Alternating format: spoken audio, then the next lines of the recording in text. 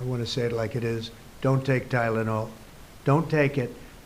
If you just can't, I mean, it's fight like hell not to take it. There may be a point where you have to, and that you have to work out with yourself. So don't take Tylenol. You know, we're all trying to understand autism. We're trying to find the causes. We're trying to find treatments.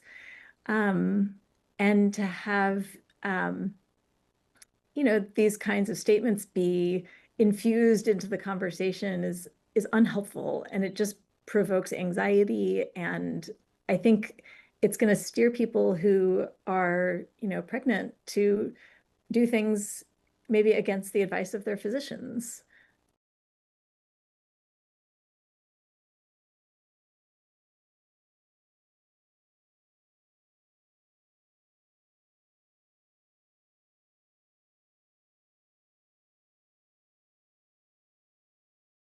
I would say we have strong evidence that acetaminophen is not causing autism. It's certainly not the cause of autism. And so to make that sort of statement that nobody should take Tylenol takes away the individualized nature of how we practice medicine and how these medicines are prescribed for families, for the people that they're prescribed for, both during pregnancy and for children. We have also identified an exciting therapy that may benefit large numbers of children who suffer from autism.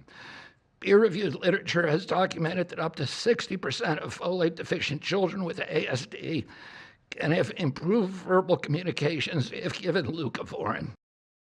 A couple of months ago, many of us in the autism clinical realm, we were approached by our patients. Everybody was talking about leucovorin. It had sort of gone around on social media, and so every patient was asking about this. And so I read up on it. I looked at what the evidence was for and against it. And here's what I concluded. There's not good evidence that it works. There are some studies, but they're small and they're not, the best studies. And so it's certainly not something I am actively recommending. Acetaminophen, is that okay?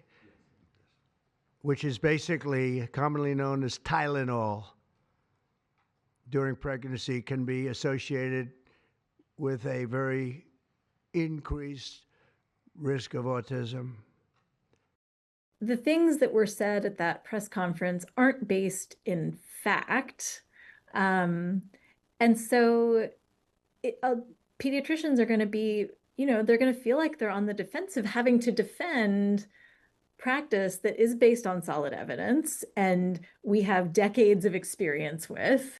Limiting the use of this medication while pregnant. So ideally you don't take it at all, but if you have to have a conversation with every family about why we should continue doing what we're doing, it's just not tenable. Pediatricians aren't going to be able to have that conversation with every family. And so what I'm worried about is that families are just going to say, well, my pediatrician doesn't have time to talk to me about that, so I guess I'll just go with what this, non-doctor said on the internet.